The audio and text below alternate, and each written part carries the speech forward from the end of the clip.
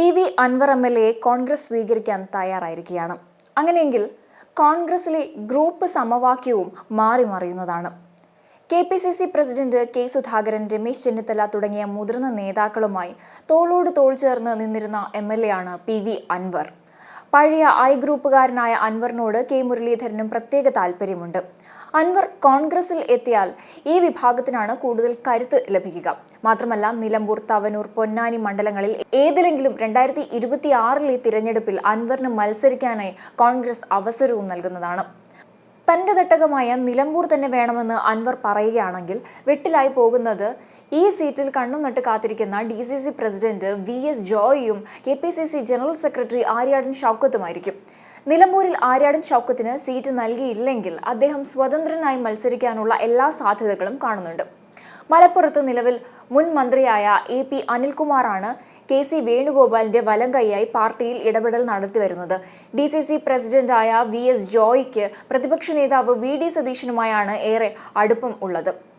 ജോയും അനിൽകുമാറും മലപ്പുറത്തെ കോൺഗ്രസിനെ കൈപ്പിടിയിൽ ഒതുക്കാൻ ശ്രമിക്കുമ്പോൾ അതിനെതിരായി നിൽക്കുന്നതിപ്പോൾ KPCC ജനറൽ സെക്രട്ടറി ആര്യാടൻ ഷൗക്കത്താണ്. DCCയിൽ ഭൂരിപക്ഷം നേതാക്കളും ഷൗക്കത്തിനെയാണ് പിന്തുണയ്ക്കുന്നത്. ഉമ്മൻചാണ്ടിയുടെ മരണശേഷം ഗ്രൂപ്പിനെ നയിക്കാനായി ഗ്രൂപ്പിന് പ്രധാന നേതാക്കൾ ഇല്ല എങ്കിലും ആ ഗ്രൂപ്പ് മലപ്പുറത്ത് ശക്തമാണ്. ആര്യാടൻ മുഹമ്മദ് ജീവിച്ചിരുന്ന സമയത്ത് ആര്യാടൻ കോൺഗ്രസ് ആയാണ് മലപ്പുറത്തെ കോൺഗ്രസ് അറിയപ്പെട്ടിരുന്നത് പോലും. ഇടതുപക്ഷ പിന്തുണയോടെ നിലമ്പൂരിൽ മത്സരിച്ച് വിജയിച്ച ഒരു ചരിത്രം ആര്യാടൻ മുഹമ്മദിന് ഉള്ളതിനാൽ തന്നെ സീറ്റ് നിഷേധിക്കുകയാണെങ്കിൽ ആ വഴിക്ക് മകൻ ആര്യാടൻ ഷൗക്കത്തും പോകുമെന്നാണ് രാഷ്ട്രീയ നിരീക്ഷകരും ചൂണ്ടിക്കാട്ടുന്നത്. PV അൻവർ UDFന്റെ ഭാഗമാകണമെന്ന് ഏറ്റവും കൂടുതൽ ആഗ്രഹിക്കുന്നത് മുസ്ലിം ലീഗ് അണികളാണ്. ചില നേതാക്കൾ ഇടപെട്ട് ലീഗിലേക്കുള്ള അൻവറിന്റെ പ്രവേശനം താൽക്കാലികമായി തടഞ്ഞെങ്കിലും അൻവർ ഒരു രാഷ്ട്രീയ സംവിധാനമുണ്ടാക്കി മലപ്പുറത്തെ മണ്ഡലങ്ങളിൽ സ്ഥാനാർത്ഥികളെ മത്സരിപ്പിച്ചാൽ ലീഗിന്റെ വോട്ടിൽ ഇപ്പോഴും ചോർച്ചയ്ക്ക് വലിയ സാധ്യതകൾ കാണുന്നുണ്ട്. കടുത്ത CPM വിരുദ്ധരായ ലീഗ് അണികൾക്ക് KM ഷാജി കഴിഞ്ഞാൽ പിന്നെ ഏറ്റവും പ്രിയപ്പെട്ടത് PV അൻവർ തന്നെയാണ്. ഈ യാഥാർത്ഥ്യം തിരിച്ചറിയുന്ന ലീഗ് നേതൃത്വം കോൺഗ്രസ് അൻവറിനെ സ്വീകരിക്കുകയാണെങ്കിൽ എതിർക്കേണ്ട എന്ന നിലപാടാണ് സ്വീകരിക്കുന്നത്. 16 നിയമസഭാ സീറ്റുകളാണ് മലപ്പുറം ജില്ലയിലുള്ളത്. ഇതിൽ കഴിഞ്ഞ നിയമസഭാ തിരഞ്ഞെടുപ്പിൽ 12 എണ്ണം നേടിയത് UDF ആണ്.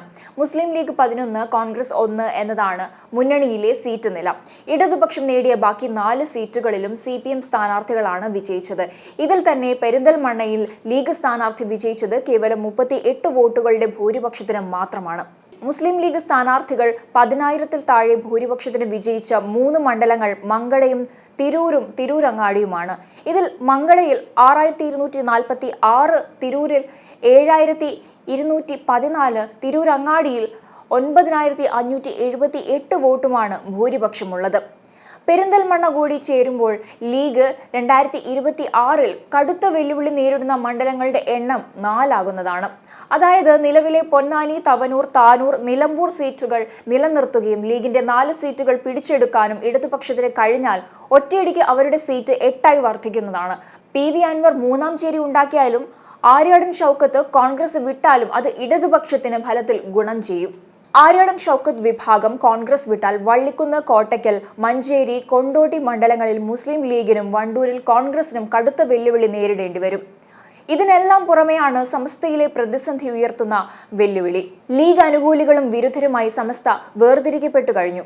ലീഗിന്റെ പ്രധാന വോട്ട് ബാങ്കായ സമസ്തയിലെ സംഭവ വികാസങ്ങൾ ലീഗിനെയാണ് ഏറ്റവും കൂടുതൽ ബാധിക്കാൻ പോകുന്നത്.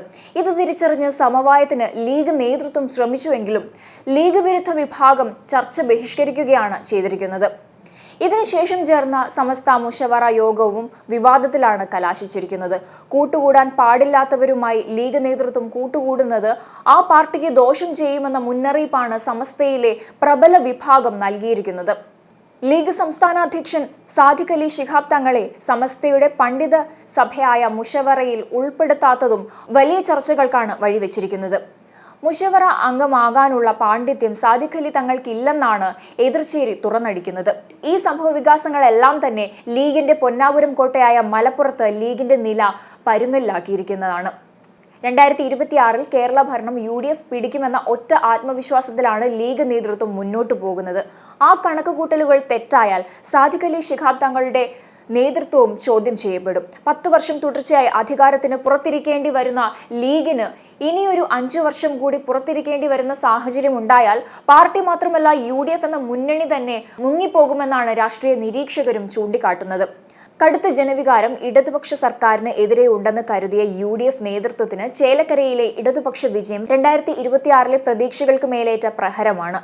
വയനാട്ടിലെയും പാലക്കാട്ടെയും സീറ്റുകൾ നിലനിർത്തിയതുകൊണ്ട് മാത്രം ഒരു കാര്യവുമില്ലെന്ന് ചേലക്കര പിടിച്ചാൽ മാത്രമേ സർക്കാരിനെതിരായ ജനവിധിയായി കണക്കാക്കാൻ പറ്റൂവെന്ന് KC വേണുഗോപാൽ ഉൾപ്പെടെ നിരന്തരം പറഞ്ഞിട്ടും മാസങ്ങൾക്ക് മുൻപ് തൊട്ട് പ്രവർത്തനം തുടങ്ങിയിട്ടും ദയനീയ പരാജയമാണ് ചേലക്കരയിൽ UDF സ്ഥാനാർത്ഥിക്ക് ഉണ്ടായിരിക്കുന്നത്.